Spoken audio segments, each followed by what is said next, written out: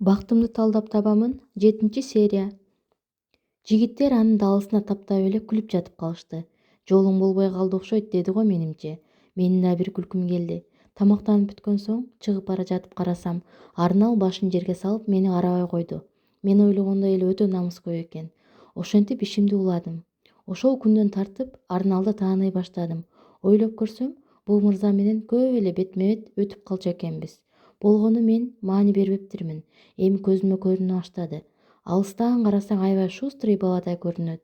Башкаларга салыштырмалуу өтө көп күлбөйт экен. Эл сүйлөп жатса ал тамактанып олтурду. Демек көп күчкө тириштейт же ашказаны чоң деген тыянакка келдим. Коендой окшош күндөр өтө берди. Асан экөөбүздүн дагы бир жолугушуубузда ал мени гостиницага алып барды. Эмнеге бул жака келдик? Эмне айныдыңбы десем, ал күлүп: Оюң жаман экен Сулуу. Сен ойлогондой эмес, сюрприз деп жоошутту. Бат эле лифт менен жогорку кабатка көтөрүлдүк. Узун кеткен коридордун биринчи эшигинен кирдик. Бөлмөгө кирер замат таң калып туруп калдым. Шаарлар, гүлдөр жана ар түрлүү жылтырактар менен коздолгон бөлмө. Так ортосунда экөөбүзгө дайындалган стол турат, таттуулар менен. Баарыбыз үчүн эле баналдуу көрүнүш, туурабы? Бирок ал нерсе күтүүбүздөн болсо, анан да сүйүктүүңдөн болсо кубанбай койбойт экенсиң. Бул эмне дедим Асанды карай. Суроо бергенимде: Сенин туулган күнүңдү тособуз да. Билем, 3 күндөн кийин. Бирок ал күнү сен үй бүлөң менен болосуң да. Анан да мен иштер менен Москвага кетем, деди. Кетесиңби? Кайра качан келесиң? Деп эркелей колун кармадым. Ал да мени жоошта. Аз күндө эле келип калам, эч капа болбо. Жүр андан көрө экөөбүз мини вечеринка кылабыз деп мени колумдан тартып барып столго отургузду. Жагымдуу кеч болду. Үйгө кайтар маалда барайын десем эч кое бербейт. Экөөбүз жерде отурганбыз. Алгач мени кучагына бекем кысты. Андан кийин жүзүмдөн өп: Бүгүн каласың. Мага бир белек кылчы. Москвадан келгиче сени сагынам го деп жалбарып жиберди. Того тээр жерин түшүндүм. Денемди жөн гана кучактап отурган ал эми башкача сылай мойнумдан өпкүлөп жиберди. Бир саамга өзүмө келе албай, башкача боло денемди үркүрөп, анын ысык илебине күйүп бараткандай сезим болду. Жок, жок, жок деп кыйкырды ички туюмум. Макул, азыр махабатка азгырыл сен. Эртең кандай акыбалда каларыңды ойлондуңбу? Жаркын жашооңду караңгылатып алба, деп жан дүйнө кыйкырып жиберди. Ошондо гана өзүмө келе, денемди өпкүлөп жаткан Асанды түртө, мен кетишим керек деп туруп алдым. Ал да бир кызыктай болуп кызарып, дендароо болуп туруп калды да: Анарка, эмне эле болуп жатасың? Жөн гана кучакташып отурабыз го. Эч нерсе болбойт да, деп жаныма келип, колдорумдан кармады.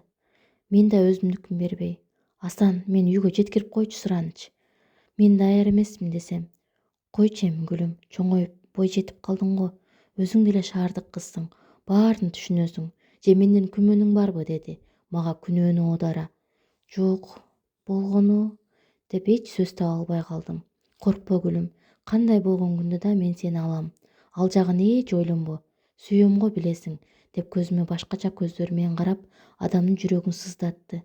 Асан, мени алып барчы үйгө деп ызалана ыйлап жибергенде гана мени соорото маанайы бузулуп, жиндене столдун үстүндө турган машинасынын ключун ала, мени жетелей бөлмөдөн чыкты. Жол бою үнсүз бара жаттык. Мен азыр эле эмне болуп кетмек, мен акылыма келбегенде деп санаага батып бара жатсам, ал өзүнчө кыжаалатчылык менен бара жатты. Үйгө жетип келдик. Унаадан түшөрдө ол турган жеринен колумдан кармап: Дагы бир жолу туулган күнүң менен. Таарынба мага. Кичине бири-бирибизден эс алалычы. Сен мени сүйбөйт окшойсуң, деп мен жооп бергечекти эле колун тартып алып машинасын жүргүзүп айдап кетти. Кыскасы, ал мени күнөөлүү кылып койду. Караңгы кирип калган. Үйдөгүлөрдөн айбыгып, бетиме ак кардан колума ууштап алып, аны сүртүп, өзүмдү бир оңдоп алып анан үйгө баш бактым. Эшикти чапсам эч ким ачпаганынан ачкыч менен ачып үйгө кирсем, ата-энем жок. Телефонумду карасам, 2-3 жолу чалыптыр. Кайра чалдым. Апам алды. Кызымка, эмне кеч келдиң? Биз кошунанын үйүндөбүз. Шерине атаң, иниң дагы бул жакта. Сен дагы кел, деди. Жок апа, олтура бериңиздер. Мен чарчадым, эс алайын деп телефонду өчүрдүм. Жай барып чечинип, кийимдеримди алмаштырып жатып алдым. Өткөндү эстеп алып эч уктай албайм. Жаман кызыктай абалда болдум. Убагында өзүмдү кармап, акылыма баш ийгениме өзүмө өзүм ыраазы боло, бирде сүйүнүп да жаттым.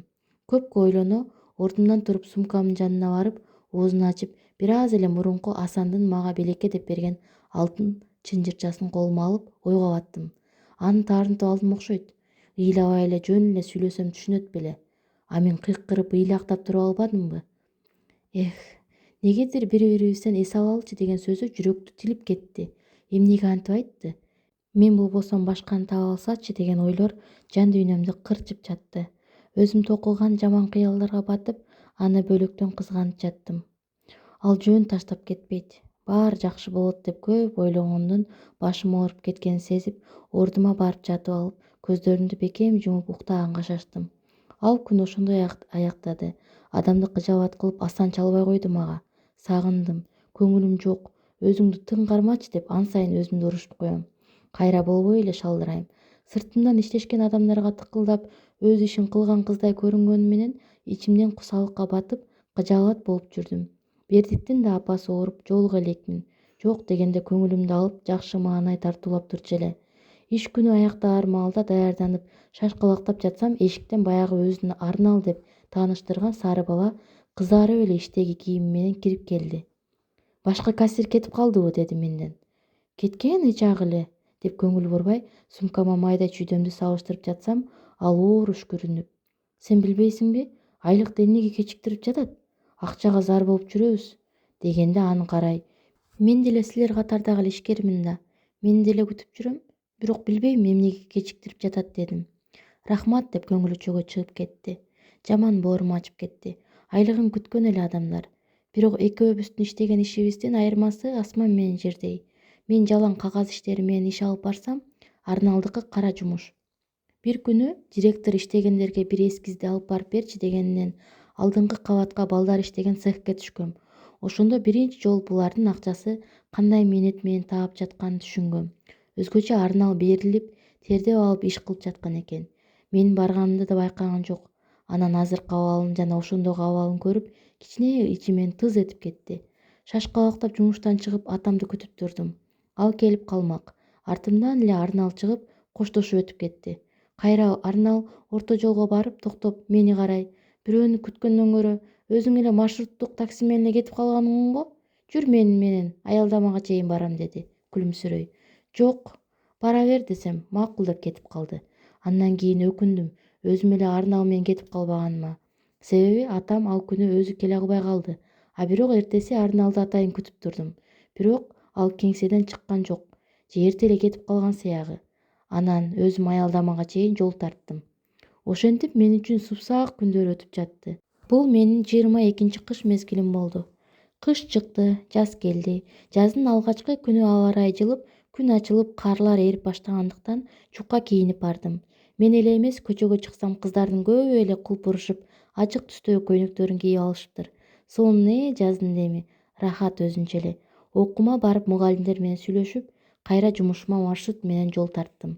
Ичине кирип алганым менен сумкамда 1,1000 сомдон башка акча жок экен. Айдоочуга сунсам: Калп эле майдап аткың келип жатат да, майда бер, деп кыйкырды.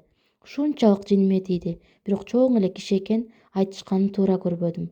Анан да кайырчыдай болуп, ар биринен: Майда барбы? Же 10 сом берип тургулачы, деп сурай баштадым. Же айдоочу байке да көкпет неме экен, улам шаштырат: Бол эле бол, тап эле тап, деп. Маршруттун ичи толгон. Карасам көпчүлүгү эркек балдар экен.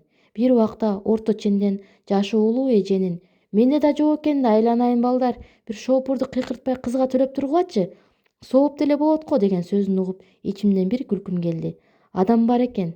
Бир жигит ортодон suurула келип: Мына байке, акча элеби, деп шадыраңдай айдоочуга 100 сом сунуп: Мындай татынадан айлансын 10 сом, деп мени бир кумарлуу көздөр менен карап өтүп, шоопурдун кайра жалаң тыйындар менен кайтарып берген кайтармасын чөнтөгүнө сала, кайра тыгылышка сүңгүп кетти.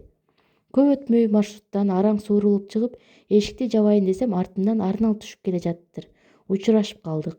Шашкалакта ичинен араң чыкты эле, колундагы баягы шоопур берген тыйындары чачылып кетти. Мен ал менен кошо жардамдаша тыйындарды терип кирдим. Көрсөм мага жардам берген Арнал экен да, акчасын жанагы шустрый бабадан берип жибериптир. Уландысы кийинки сериясында.